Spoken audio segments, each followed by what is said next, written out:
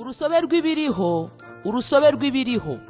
Igisubizo ukeneye ngo ubeho ubuzima butunganiwe, bukunejeje ndetse bwo hejuru kiri hafi yawe.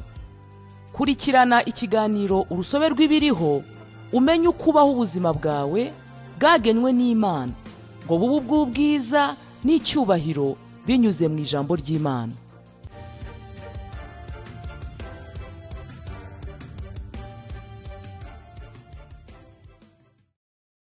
Haleluya, Imana yacu ishimwe. Ikaze mwese mu kiganiro cyacu dukunda cy'urusobe rw'ibiriho. Urusobe rw'ibiriho ni ijambo ry'Imana ryandikwa n'umushumba Chris, rikaba risohoka buri kwezi ariko rikubiyemo inyigisho ya buri munsi. Uyu munsi umushumba aratwigisha atubwira ngo abatwara ubwenge bw'Imana. Turasoma umurongo wacu ufungura muri Luka igice cya 1 umurongo wa 17. Haravuga ngo azagendera imbere yayo mu mwuka w'ububasha bwa Eliya, asanganye imitima yabase n'iy'abana, n'abatumvira Imana azabayobora mu bwenge bw'abakiranutsi, ngo ategure ubwoko bwatunganirijwe umwami Imana. Ijambo rivuga yuko Yohana umubatiza yaje mu mwuka n'ububasha bya Eliya atunganyiriza inzira umwami, ariko itegereze ibyarangaga ubutumwa bwe. Aravuga ngo n'abatumvira Imana azabayobora mu bwenge bw'abakiranutsi. Uku ni ukuri kwimbitse ko mu mwuka, bitubwira yuko hari ubwenge butugenewe twebwe abakiranutsi.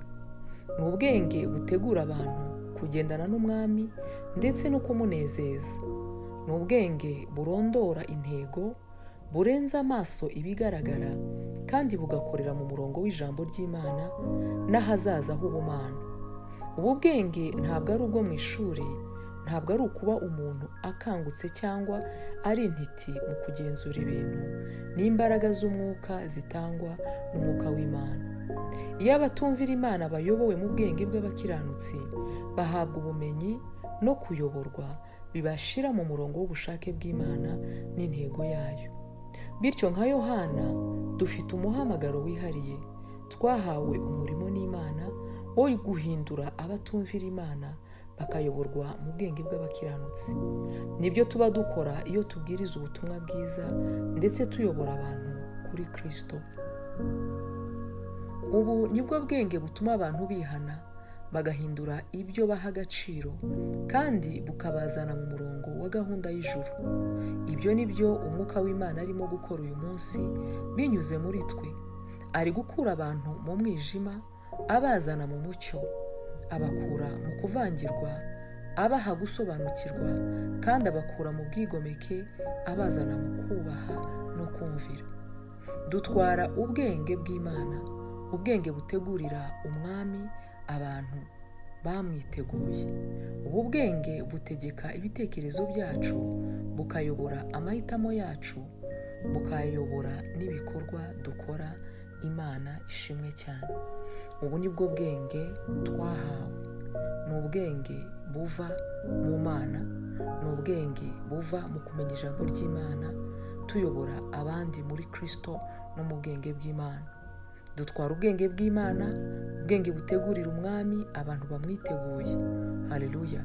Ubu bwenge bw'Imana buyobora ibitekerezo byawe, bukayobora amahitamo yawe ndetse n'ibikorwa byawe bya buri munsi. Imana ishimwe. Reka dufatanyirize hamwe gusenga iri sengesho. Ndasenga nawe usenga usubiramo uti: Data mwiza, ndagushima kubw'umurimo w'umwuka wawe muri jye no kwigaragaza k'ubwenge bwawe binyuze mu guhindura abatumvira bakava mu mwijima baza mu mucyo. Bituma bitegura kugaruka kwa Kristo. Ubwenge bwawe butegeka ibitekerezo byanjye, buyobora amahitamo yanjye ndetse buyobora ibikorwa byanjye, mu izina rya Yesu, amen. Haleluya. Mu gucengera iri jambo uyu munsi turasoma Imigani ibice 4 umurongo wa 7, Yakobo ibice 3 umurongo wa 17, n'Abakorinto ba mbere ibice 2 umurongo wa 6 kugeza ku wa 7. Murakoze, muri umugisha naho gutaha. Oh haleluya, ndizera ntashidikanya ko wahawe umugisha n'iyi nyigisho ndetse ukaba unumva wifuza cyane kwegera Imana no kubaho mu migisha yayo. Ariko mwene data, ibyo ntibyashoboka utabanje kwegurira Imana ubuzima bwawe ngo ikuyobore. Haleluya. Niba wumva ari wowe Imana iri kuvugisha binyuze mu ijwi ryanjye, sengana nanjye iri sengesho usubiramo aya magambo uti: Mwami Imana, ndaje mu izina rya Yesu Kristo. Ijambo ryawe riravuga riti, umuntu wese uzambaza izina ry'Uwiteka azakizwa. Mu Byakozwe n'Intumwa ibice 2 umurongo wa 21. Ndasaba Yesu ngo aze mu mutima wanjye, abe umwami w'ubuzima bwanjye. Nakiriye ubugingo buhoraho mu mwuka wanjye, kandi nk'uko Abaroma ibice 10 umurongo wa 9 havuga ngo niwatuza akanwa kawe yuko Yesu ari umwami, ukizera mu mutima wawe yuko Imana yamuzuye, uzakizwa. Natuye ko nkijijwe, natuye ko mvutse ubwa kabiri, ndi umwana w'Imana. Ubu mfite Kristo utuye muri jye, kandi uri muri jye aruta uri mu b'isi.